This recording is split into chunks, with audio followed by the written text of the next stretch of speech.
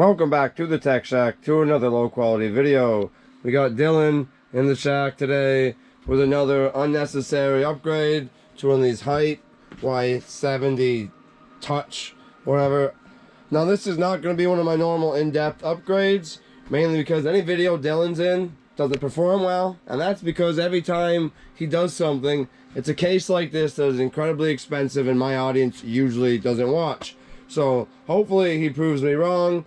But I'm not going to do my super in-depth review on this. So here you are, interrupt, but can't even mute this. You know, he's the one who insisted that we film this. I didn't even want to film this because this is like a $400 case. You know, and I'm going to cut in right now to where you can see what he previously had. Hold on while they're watching what you previously had. And he's not upgrading any of the specs. We already pulled all the guts from that computer out. So this is strictly because he wants the case with the touchscreen and he wants to eliminate the Corsair IQ from his life. So we're going with these Lian LCD fans for just about every one in this thing. And that new LCD, or that new AIO that's going to use TRYX, the LCD fans. Not TRYX, it's TRYX. 360 degree. That's not 360, that's like 180. 360. Well, yeah, well, it's 180. 360 degree millimeter radiator. Okay. But this is nice. Alright, yeah, no, you're right, it is. So it's a 360 rad, the curved 2K LCD. screen, 60 hertz, curved. Beautiful. This has nothing to do with the fact that Jeffy just got a new, cheaper Jeffy will never have a nice... He's never... I'm never going to let him have a PC nicer than mine. It will never happen. And I'm going to catch up to his server soon, so that will be another video. So this is strictly just... a flex on Jeffy. Show the bigger... But you...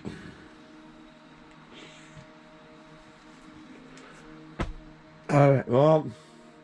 Yeah, let's get this put together. Jordo forgot to mention the other specs. It's a Ryzen 7800X3D with a Radeon 7900X-TX and 32 gig at 6400 speed.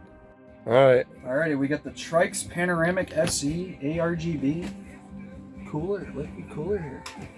Saw this in a build online and I'm like, yep, gotta have it. So, should be, it's got this 300, look at that, bud. Oh my, you could put this in, you can rotate that all different ways.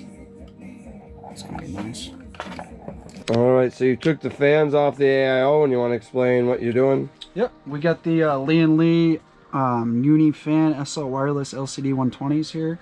We're gonna swap these for the ones that came with the radiator, and we're gonna throw these on here. These daisy chain together, snap in. Took the things for the screws out there. And what's on the end there? That's the wireless receiver? Yeah, that's the wireless receiver there. Yep. But that one does, the LCD ones do have their own USB because they need their own data to put what you want on the screen. But the other ones that we have for the top that don't have an LCD, they just have the wireless receiver. Gotcha. Alright, so he'll get that on the radiator, then we'll get the radiator in. Then once we get everything together, then we get to figure out how to make them all pair with the one wireless RGB controller. Alrighty, well we got the same fans here basically, minus the LCDs, or the LCD display. Same thing, daisy chain together. These are going to be mounted on the top. Those are the reverse blade ones here. These are going to be... Right, so before anybody in the comment section says those are backwards, you know, those are correct. They're reverse blade intentionally so you can see the LCDs when they're mounted there. These are going to go up on top. And then this is all your mounting. Same thing right there, the wireless receiver. We got the controller over here. Alright, we'll get these in and keep going. The case is expensive but very roomy with tons of spacing for fans and radiators. It makes the wood case we just reviewed seem tiny. It has built-in cable management with heavy grommets that will not just pop out and actually do their job. This case has perfect cable management and nice externally accessible drive bays for 2 3.5-inch drives. Expensive, yes. But overpriced is debatable as its build quality is excellent. For the Lian leaf fans, PWM is not used to control fans just for power. Fans are completely software controlled, and no matter what you set on your motherboard, they will ignore it. So their software is required just for fan curbs to function at all. As for the liquid cooler, its screen just sits in place and not recommended for shipping. In fact, it is not really even stable just moving it around the room. RGB is wireless, but each set of fans still requires either fan header or SATA power, and the LCD fans require an USB controller. The power supply extensions, the 3 set of LCD fans, the 140 LCD fan, the RGB controller for the fans, the LCD on the cooler, and the case's touchscreen. They all needed a USB 2 header, so we needed a minimum of 6 USB 2 headers, which meant we had to order an internal USB hub.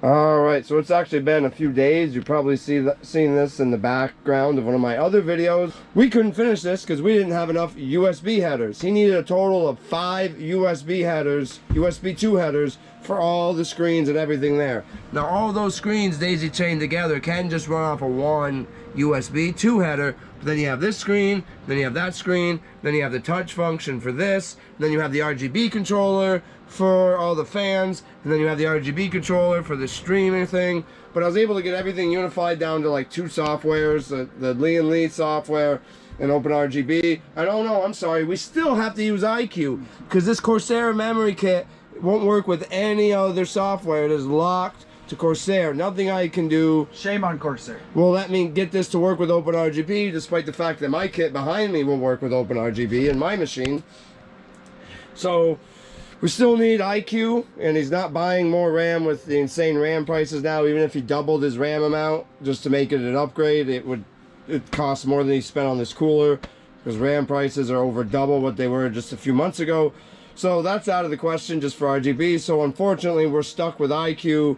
And even if I go ahead and uninstall iCUE and we just say, okay, let's just leave this programmed at the rainbow effect and uninstall iCUE, one stick forgets. So then we boot it up and only one stick's RGB works. So we have to run iCUE just for that damn RGB for the memory, but everything else is switched over and no longer using it. The fans, I don't know if I had Rob, our AI guy, add it in a cutscene already, but all these fans, they only use PWM for power. They kind of ignore the fan sensors, so you still need their software to run the fan curve. So that's why, like, it's monitoring the CPU temp. I got a little nervous because I'd watched the CPU temp climb, but then the fans kicked way up and then way down. So you just need their software running, and your CPU will still run nice and cool. So just keep that in mind. PWM is useless with these fans. The software completely controls them. They just get power from PWM. And then the RGB signal is sent wirelessly from its RGB controller. But yeah, that's about it. We're gonna get this, wake this guy up. You happy with this stupid thing? It's beautiful. These ones do not have screens. I had to talk them out of screens. I'm like, you can't even see the screens up here. You know? Wow, that was actually moved quite a bit of air. Do they? Yeah. Now that we have the software running and it's controlling them properly. So you're happy with the temps? Yeah, the temps are better now than they were. These clips suck. I'm gonna already say right now, one broke right out of the box. They're gonna send them a new one for free, but the clips, especially on this side, it's probably because they don't expect this side panel to be taken off. Luckily, he's the one who broke those clips when he took it off, so I don't feel bad. But shame. Shame. Yeah, this, it's one of them cases, it's hard to say. Is it expensive? Yes. Is it overpriced? Other than that clippus issue, The panel is... the build quality on this is phenomenal. Yeah, it's So, I don't know. That's more of a personal preference. Again, I can definitely say it's expensive. I can't say it's overpriced. Right, the grommets, like actual, those, you're not gonna pop these little rubber grommets out. Like no matter how hard you do. Hard drives back here too. Yeah, That's sweet. Dude. the hard drive bay is pretty nice. Like, Yeah, just this. quit opening it, and then you're gonna break the other clip, but then you're gonna be screwed. Monster.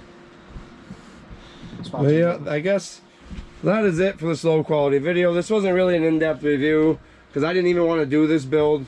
Okay, but he just kept buying more and more parts, and then I just said, all right, because he already had this computer built in a nice case. This was 100% aesthetics. But I've wanted this case for like 3 years. Nothing to do with the fact that Jeffy got a new case, a new AIO with Jeffy an LCD will never on it. have as nice of a computer as the GOAT.